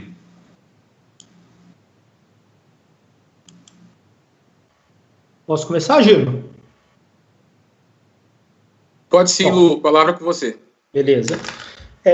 Antes de comentar os comentários e tentar responder as perguntas, eu queria cumprimentar os alunos. Eu acho que, erroneamente, eu não fiz isso no início, né? Cumprimentar todo mundo aí que está na sua casa, nesse esforço, muitas vezes, bastante significativo para participar de um momento desse. Ontem Luciano, Só te dar uma informação sobre isso, chegamos a 138 pessoas acompanhando aí sua fala. Bacana, legal. Que bacana. Ontem, numa reunião da pós-graduação, foi apresentado dados sobre a dificuldade que os alunos têm para participar desse tipo de estratégia. Então, só tem celular, ou só tem computador partilhado, ou está no interior onde não tem 3G e 4G, e eu vi que mesmo para os estudantes da UFMG, que teoricamente poderiam estar numa situação melhor, porque estão num centro maior, né, eles ainda têm tanta dificuldade para poder participar dessa, vamos chamar desse ensino remoto, né, e eu sei que em Montes Claros, por questões estruturais, né, somente isso, essa dificuldade tende a ser maior ainda. Então, eu queria cumprimentar todos, e queria dizer também que tanto o meu contato, como os estudos que eu citei, um local de possível interlocução é o programa de pós-graduação interdisciplinar em estudos do lazer, né, que tem vários tem egressos aqui, que são vários egressos que são professores de vocês. Vocês podem acessar o programa através da página, né? A página é EEFFTO, que é Escola de Educação Física, Fisioterapia e Terapia Ocupacional.fmg.br. Essa página concentra todos os programas da unidade, lá vai ter mestrado e doutorado, o nosso é o PPGEL, que é o Programa de Pós-Graduação Interdisciplinar em Estudos do Lazer. Então lá tem desde edital, até contato com os professores, dissertações e teses desenvolvidas, né? Então vocês podem aí, é um espaço aí de interlocução para quem se interessa em continuar nesse assunto. Bom, eu vou fazer eu acho que as perguntas, elas, os comentários da professora Isabela e as duas perguntas, né, de Vitor, Diego e do Rogério, eles dialogam bastante. Então, de uma maneira breve, para democratizar a participação, eu vou tentar fazer alguns comentários. Primeiro, eu acho que a gente tem que ter uma posição crítica, bastante crítica, com relação às nossas políticas públicas de esporte e lazer numa perspectiva histórica, né? No início do ano, nós fomos convidados a participar de um encontro com Lula, né, nessa tentativa de reorganizar os vários setores da oposição para ser propositivo com relação ao governo, e nós mandamos um representante para falar sobre a área de esporte e lazer. Só podia ir um, né, foi aqui em Belo Horizonte, eu não fui, mas eu ajudei a fazer a fala. E aí as principais questões que eu coloquei na fala foi principalmente que a esquerda, vamos dizer assim, principalmente a esquerda que esteve no poder, né, ela precisa fazer uma autocrítica, né, com relação às suas ações nesse tempo de poder, né? Então, por exemplo, a Isa cita a Conferência Nacional do Esporte. É claro que elas foram importantes, mas a própria conferência foi esvaziada pelo próprio governo do PT, né? Então, o tema da terceira conferência não foi um tema elegido pela população, né? O tema da terceira conferência foi um tema elegido pelo governo que tinha colocado o país na rota dos grandes eventos, e não tem nada na primeira e na segunda conferência falando de grande evento, né? Então foi o governo dialogou com quem para chegar a essa conclusão? Dialogou com os grandes empresários, dialogou com os dirigentes das federações, né? Então para que se fez conferência, né? E depois que a gente tinha a terceira conferência, nós não temos mais nenhum, né? Então o próprio final do governo Lula, como os 6 anos do governo Dilma, não foi feito Conferência Nacional do Esporte. A gente precisa, acho que de uma maneira geral, fazer uma crítica significativa para isso.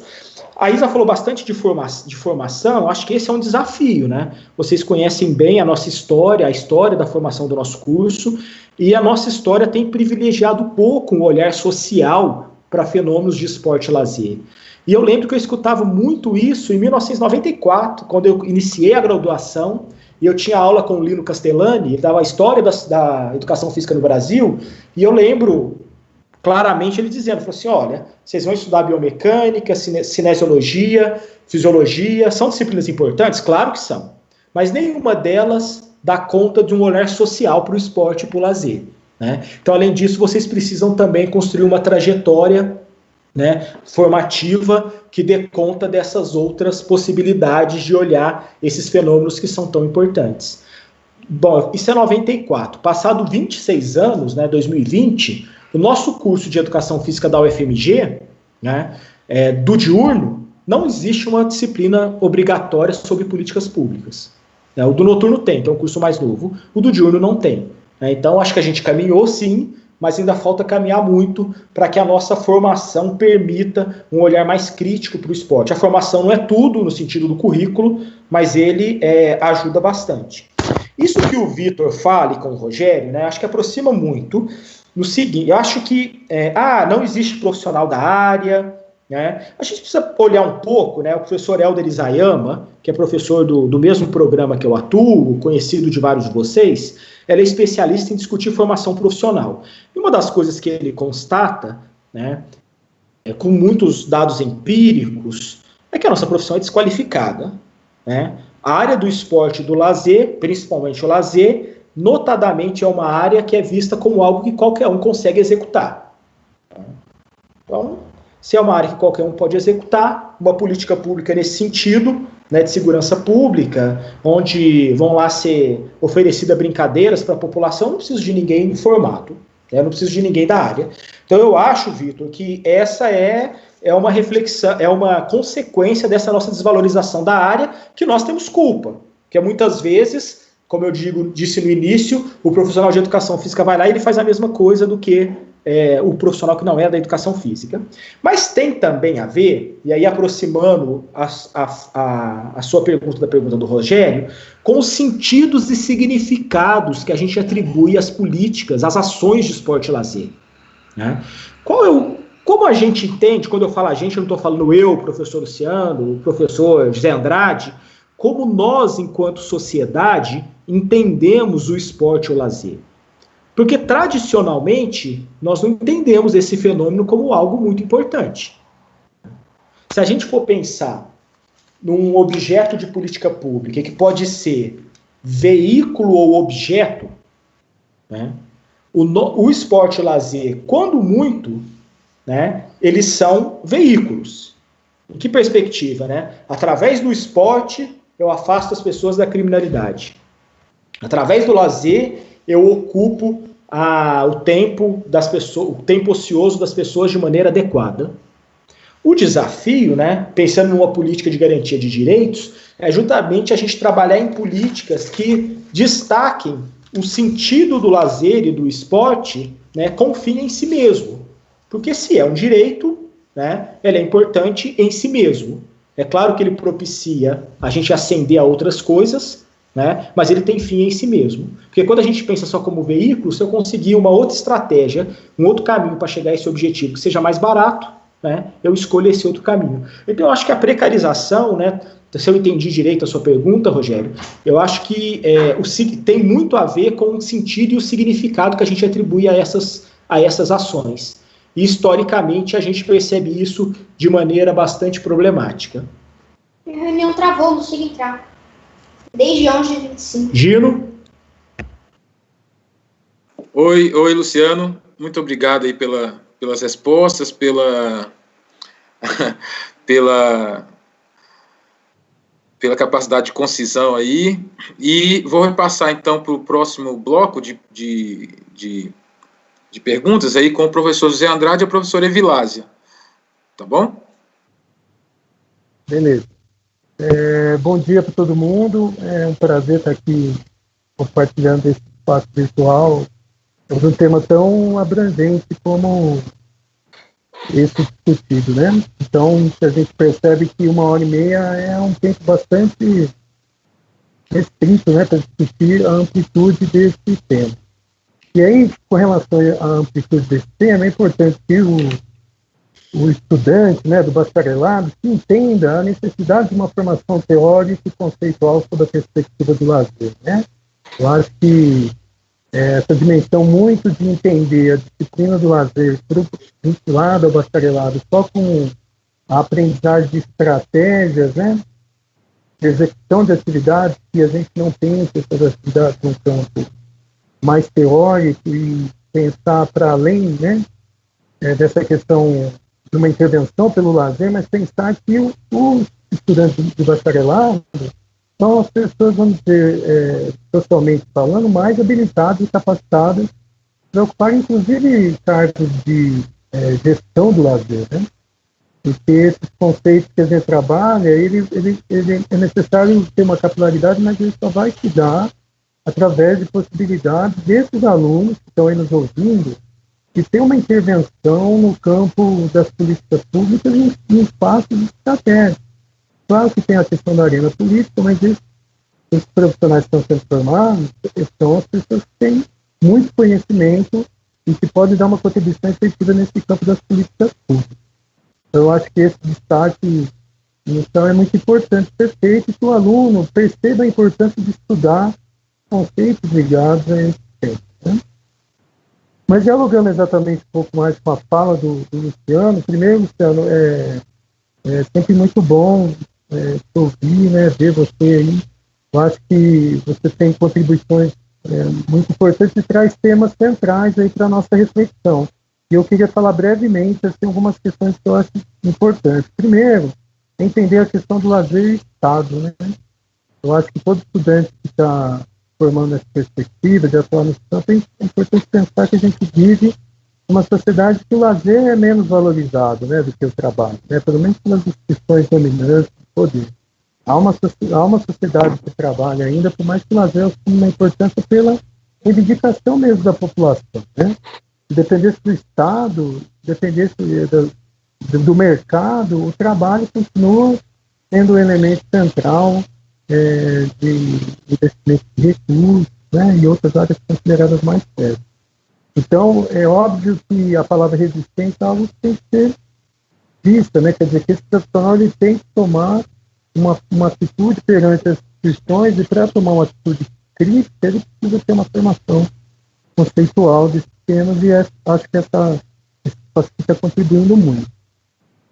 É importante dizer também que eu acho que todo mundo que pensa uma ação, uma política pública, e isso eu vou concluir a minha fala, né? Teria muitas outras coisas para dizer, mas queria destacar mais essa, que para mim é central. Porque, como você bem disse no conceito de política, é importante pensar que a política ela se dá também nos de baixo, né? Nas populações, nos movimentos sociais, nas organizações populares.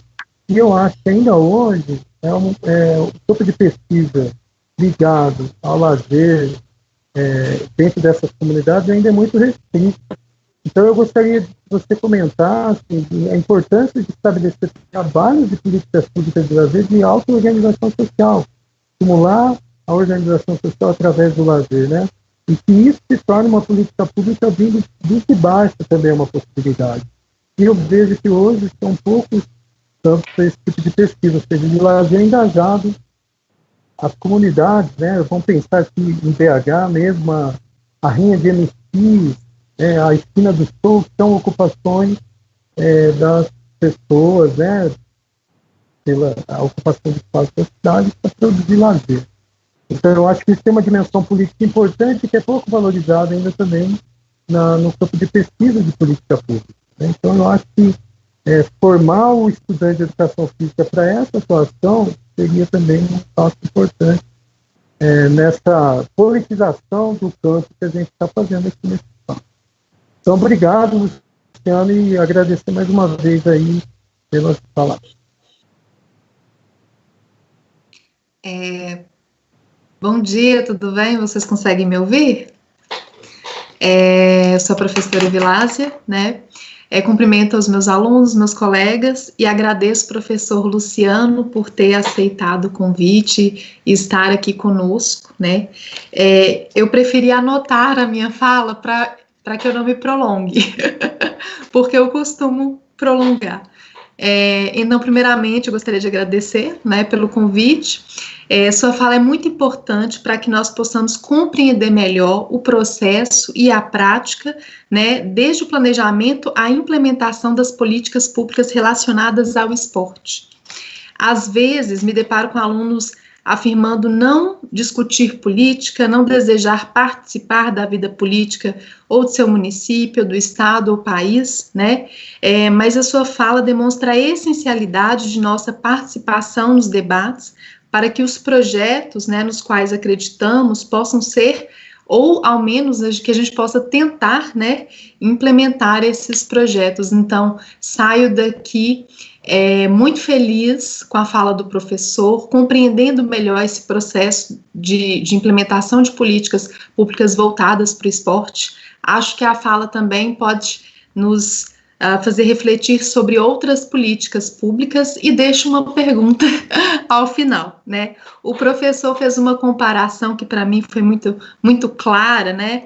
De que nós temos hoje o programa Bolsa Família como um programa consolidado de combate, né, à desigualdade, né, ao menos amenizar esse problema da desigualdade, né, e é um problema, é um programa consolidado de forma que os governos passam e ele continua, né, a população reconhece o programa, a importância dele, mesmo que alguns critiquem, né. E o que eu gostaria de perguntar é necessária uma política pública de esporte permanente, né?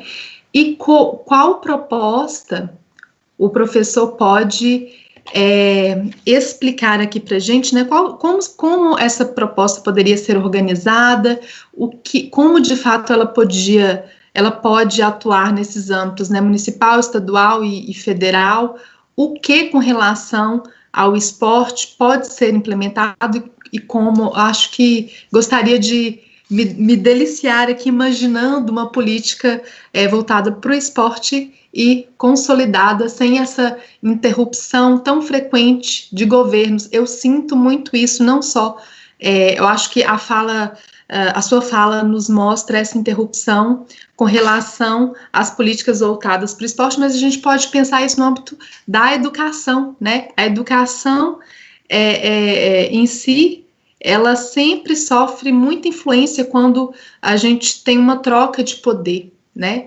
E talvez seja necessário a gente pensar também essa consolidação de programas para a educação sem tanta interferência política. Muito obrigada, professor. Bom, eu agradeço as participações, é sempre muito bom debater esse assunto, né? Eu sempre aprendo muito. Eu vou tentar ser breve, as perguntas são difíceis e amplas, mas vou tentar fazer alguns comentários, claro que dentro das minhas limitações, né, que são muitas. Bom, Zé, desculpa a liberdade, né? Quando você fala, você faz essa questão, essa primeira ponderação sobre a disciplina de lazer ser muito mais do que um repertório, né, um conjunto de repertórios, acho que isso é bastante pertinente, né? Se o repertório resolvesse, a gente comprava um livro lá da editora Sprint, né, 101 exercícios, 1001 exercícios de recreação em acampamento, né, e o nosso problema estava resolvido. Eu acho que o repertório é importante, sim, né, mas o repertório, ele prescinde antes de um conhecimento teórico e prático, de vivência, né, fundamentado aí no campo do lazer, no campo social, de uma maneira geral, para que você seja um bom profissional da área. Você falou sobre lazer e Estado, né, e essa questão dos direitos. O lazer não é visto como um direito, não é visto como algo importante, né? É claro que num país com ampla desigualdade social, a gente tende a ter mais problemas com isso. A pessoa que não come tem dificuldade para reivindicar lazer, né? E também, acho que a gente tem que pensar nos direitos numa certa hierarquia. Se a gente olhar o artigo 6 lá da Constituição, né, que define os direitos sociais e inclui lazer, né, tem direito a trabalho, moradia, etc., alimentação, lazer, né? Mas é claro que existe uma hierarquia prática dos direitos, porque existem alguns direitos que estão diretamente relacionados à vida, né? Se a gente não come, né, nós não vamos pensar em lazer, né? Eu sempre dou o exemplo do meu pai nasceu em 1948, ele era muito pobre, era em Graxate, lá numa cidadezinha do interior de São Paulo, em Franca. Meu pai não reivindicava lazer, meu pai queria trabalho, né? Mas à medida que ele melhorou socialmente e à medida que a sociedade também cresce coletivamente, as pessoas começam a reivindicar outras coisas, né? Então hoje lazer é algo que as pessoas reivindicam, não só porque está na Constituição, a Constituição ajuda, né? Mas também porque as pessoas entendem que amplia-se, né, o leque de desejos das pessoas, do que elas entendem como essencial para ser cidadão, para partilhar daquele mínimo importante, para ter o mínimo necessário para ter qualidade de vida, ele também se amplia. Essa questão que você coloca de auto-organização social é fundamental, né? Eu sempre digo, a boa política é aquela que defende o interesse público. O que é interesse público? Isso parece muito abstrato. E realmente, né, é não só muitas vezes abstrato, como é de difícil percepção, né? Então, para a gente tentar perceber o que interesse público não tem outro caminho a não ser aproximar quem decide de quem é governado. Então a gente precisa de instâncias participativas, pensar na auto-organização social no sentido de valorizar esses coletivos que você aponta, as organizações comunitárias tradicionais, como a associação de bairro, e criar uma estratégia de construção do consenso coletivo e permanente é fundamental para que as políticas de lazer e as políticas de uma maneira geral atendam o interesse público e, consequentemente, sejam mais eficazes no sentido de melhorar a qualidade de vida das pessoas. E eu lembro um aspecto, né, muitas vezes a gente escuta o político dizer assim, não, mas eu vou perguntar o quê? As pessoas vão falar o quê? Né? Eu lembro de um exemplo do Leandro, nas 2 edições do orçamento, acho que foram 2 edições de orçamento participativo que Montes Claros teve, na época do Atos Avelino, o Gino pode me corrigir se eu estiver falando besteira, e aí eu lembro de um ex-professor aí da Unimontes também, que hoje está na Federal do Vale de Jequitinhonha e Mucuri, né? Ele morava na Morada da Serra e... casado com a Cláudia Lichini, ele morava na Morada da Serra e a rua dele não era asfaltada. Eu morava nesse bairro também não era asfaltado. E aí teve orçamento participativo, as pessoas da prefeitura chegaram, na hora que foi começar a reunião, levantou um representante da comunidade e disse, aqui não precisa nem conversar, nós não queremos nada, nós queremos só o asfalto. E aí não deixou conversar, acabou a reunião, o Leandro ficou revoltado, falou assim, não dá para conversar nesse sentido. E quem escuta essa história, ou quem presencia essa história, pode pensar, tá vendo, nós vamos escutar a pessoa para quê? Nós queremos toda uma estratégia burocrática, dinheiro, recursos humanos, estrutural, para escutar a pessoa falar isso? Aí tem um conceito, né, que a gente usa muito na política, que é o da aprendizagem política. É claro que a primeira vez que a pessoa participa de algo nesse sentido, a sua participação vai ser simples. Às vezes ela não vai falar nada, ela vai ficar no cantinho, mas na medida em que a sua participação é incentivada, né, essa aprendizagem política qualifica a sua participação e aí ela pode contribuir muito mais para que as políticas sejam melhores. Né? Então acho que pensar na auto-organização social é a gente pensar que as pessoas têm muito a dizer, né? Elas podem informar de maneira bastante significativa os governantes e isso leva, com certeza, a uma ação pública mais efetiva, mais eficiente, com mais efetividade, né? Tudo de uma maneira geral. A Evilásia comenta do programa Bolsa Família, né?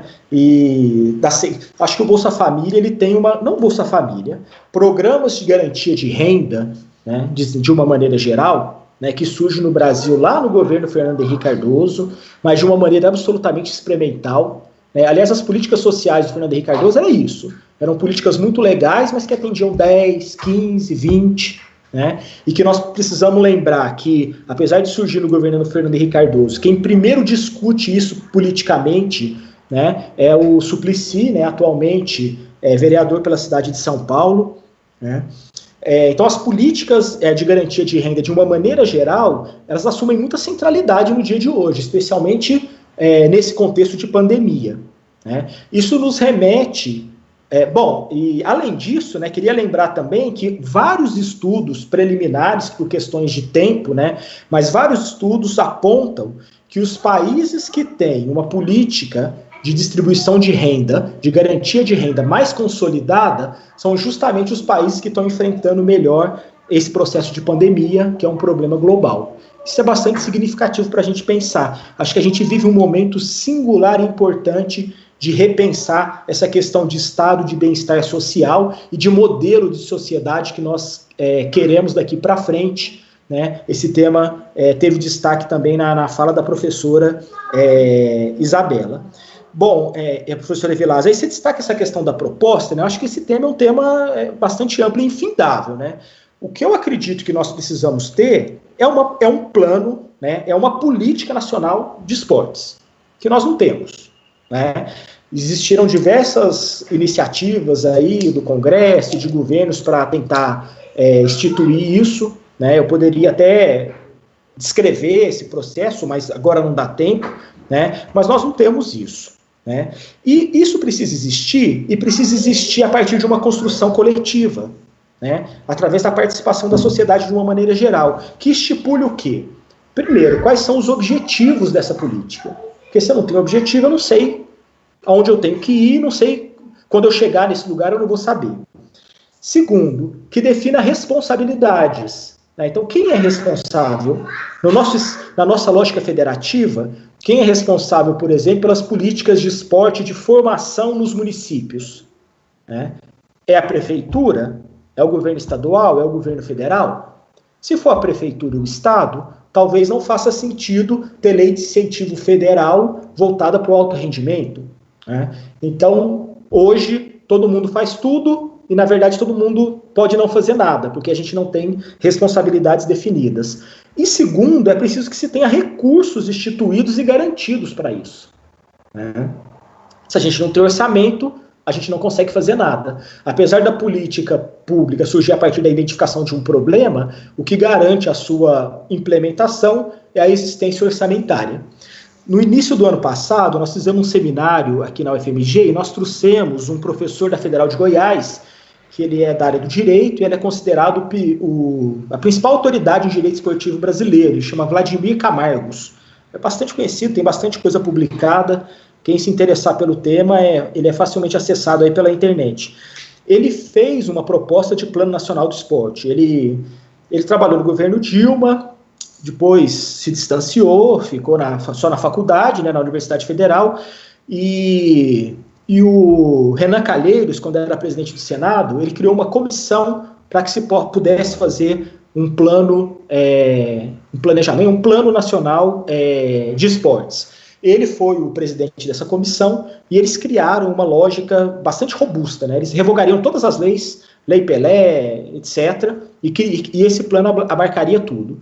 Estou dando esse exemplo só para citar, é claro que está engavetado, né? Deve estar em alguma gaveta, em algum computador lá do Senado, né? Não foi para frente, mas eles previam nesse plano, inclusive, de onde viria o recurso, né, para as políticas de esporte e lazer, que é o que ele chama de fundo do esporte e do lazer. Né? As políticas setoriais mais consolidadas, eles têm fundos, né? A educação tem fundo, a saúde tem fundo, então se sabe de onde vai sair o dinheiro e muitas vezes se sabe de onde está saindo, para onde está indo especificamente, porque existe um planejamento rígido nessa questão. No caso da proposta lá coordenada pelo professor Vladimir Camargos, os recursos do fundo do esporte viriam de um imposto criado em todo alimento que comprovadamente faz mal para a saúde. É bastante curioso. Então tá lá, Coca-Cola faz mal para a saúde, tem componentes lá que fazem mal para a saúde, então vai pagar lá 0, alguma coisa de imposto. E aí eles tinham uma estimativa de uma cifra bilionária que dava para executar todas as políticas atuais de esporte e lazer e ainda criar uma série de projetos. Bom, é uma ideia até meio megalomaníaca, né? Mas eu acho que a gente precisa de uma construção coletiva, né? Então no contato, na construção cotidiana, através de mecanismos de participação, através de mecanismos de gestão participativa, seja conversando no meu condomínio, na associação de bairro, na minha associação de classe, na minha aula, no meu sindicato. Né? Tem uma frase do Norberto Bobbio, aquele filósofo italiano que eu gosto muito, né? Que ele disse assim uma vez em um livro dele: antigamente a gente media a extensão da democracia de um país pela porcentagem de pessoas que votavam, que tinham direito ao voto. Então, se um país tem lá 15, 20% tem direito a voto, ele tende a ser um país frágil democraticamente. Se 85%, 90% da população dele tem direito a voto, é um país com a democracia mais consolidada. E aí ele completa: hoje em dia a gente pode avaliar a consolidação da democracia de um país pelo número de vezes que a pessoa vota. Se ela vota a cada 2 anos, provavelmente essa democracia é frágil. Mas se ela vota muitas vezes durante o ano, para escolher o representante de classe, o diretor do centro acadêmico, o presidente do sindicato, o síndico do prédio, e assim vai, né? Tem mais chance do consenso construído e, por isso, provavelmente essa democracia ela é mais fortalecida, ela é mais consolidada. Então, ele está dando o exemplo de voto, mas a gente pode estender a isso, né, que na verdade é a participação de uma maneira geral. A gente precisa que essa participação se intensive e que quem sabe, plano de políticas públicas de esporte e lazer possa definir essas dimensões que eu apontei, mas sempre a partir de uma construção coletiva, participativa.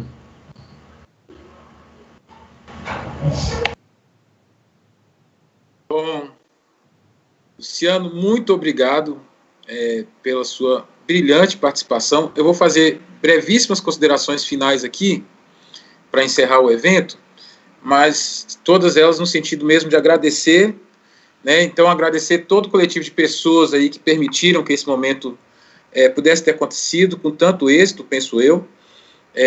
Agradecer a presença das mais de 140 pessoas que acompanharam essa mesa redonda virtual, entre acadêmicos do curso de bacharelado, acadêmicos também da licenciatura, do nosso corpo docente, muitos professores, colegas que estiveram aqui participando conosco, e dos demais participantes também. Então, acho que a gente cumpriu aí essa tarefa de proporcionar um debate tão qualificado, com a presença de uma pessoa que contribui tanto para o debate na área, né, para o desenvolvimento do debate nesse campo específico das políticas públicas de esporte e lazer. Agradecer a participação aqui muito rica dos colegas aqui da mesa, né, a professora Isabela, o professor Rogério Otto, o professor Zé Andrade, a professora Evilásia. Não poderia deixar de agradecer imensamente a colaboração do Danilo Ladeia, que capitaneou, pilotou aqui toda a tecnologia que permitiu a transmissão aí ao vivo no YouTube. É uma transmissão, para que vocês tenham conhecimento, é uma transmissão que está sendo feita via Skype, mas pareada com o YouTube, não é algo tão simples assim, mas o Danilo fez desde o layout da chamada do evento até a transmissão aí no YouTube, e controlando o chat. Então, agradecer muito o Danilo também, agradecer o colegiado do bacharelado, né, a professora Claudiana, na pessoa da professora Claudiana, que está aí à frente desse processo. E, por fim, Luciano, agradecer, assim, sem palavras, agradecer a sua participação nessa mesa redonda virtual, não só pela brilhante fala, mas essencialmente pelo afeto, né, que você demonstra, tão caro nos dias de hoje, né, a demonstração desses afetos, assim, construídos, obviamente, aí numa relação de tempo, mas desde o primeiro momento, assim, a sua solicitude em aceitar prontamente o convite, assim, você não titubeou em momento nenhum em estar aqui conosco nesse instante. E antes de passar a palavra para você, Luciano, e você oficialmente encerrar o evento, eu vou só dar um aviso aqui que a professora Claudiana pediu, que é o seguinte: ela está informando que as inscrições no Simpla para o evento, elas estão disponíveis até hoje à tarde, até às 17 horas de hoje, e os certificados serão encaminhados após o último evento, aí, marcado para o dia 10 de julho, e ficarão disponíveis durante 14 dias. Então, para que a emissão de certificados ocorra, vocês têm que fazer a inscrição no Simpla e ter a presença registrada aí, como hoje, por exemplo, no chat, né? Vocês foram registrando a presença de vocês aí. Então, só para que vocês tenham ciência da dinâmica aí do registro para a emissão de certificados. Tá? No mais, Luciano, te passo a palavra para você fazer suas considerações finais. Agradeço mais uma vez a todos e todas que permitiram a ocorrência do nosso evento. Bom, sou eu que agradeço. Queria dizer, finalizando, que eu tenho muito orgulho dos amigos que eu tenho, né, vários que estão aqui presentes, e também tenho muito orgulho da minha história na Unimoldes, né, orgulho e gratidão. Então, sou eu que agradeço. Queria, em nome aí, através do Gino, do Rogério, da Isabela, do Zé Andrade, da Evilásia, dos professores que coordenaram esse momento, estender os meus agradecimentos, o meu abraço para todo mundo, professores e alunos. Pedir para que depois, se foi gravado, você me mandar o link, Gino, um de vocês me mandar um link para eu ter acesso, para eu dar uma olhada nas bobagens que eu falei. Vai ficar gravado, sim, vou te disponibilizar depois. Tá joia. E dizer que eu estou à disposição para continuar esse debate da maneira que for, por e-mail. Você pode socializar meu e-mail aí com os alunos, não tem problema nenhum, né? A UFMG, o programa de pós-graduação, né? Com certeza os outros professores, o grupo que eu coordeno, eu tenho certeza que tem pessoas do grupo aí, se foi livre o acesso, porque circulou aquele cartaz, se o acesso foi livre, deve ter pessoas do Polis que estão participando também. Então, a UFMG, o programa de pós-graduação e o Polis, nós estamos totalmente à disposição para continuar esse debate e essa interlocução. Juntos nós somos muito mais fortes, né? Então, que todo mundo se cuide, né? Um beijo aí no coração de todo mundo. É isso, Luciano, muito obrigado. Se cuidem dos seus, né? Em tempos pandêmicos aí, todo cuidado é pouco, mas juntos, ainda que separados, a gente consegue passar por isso aí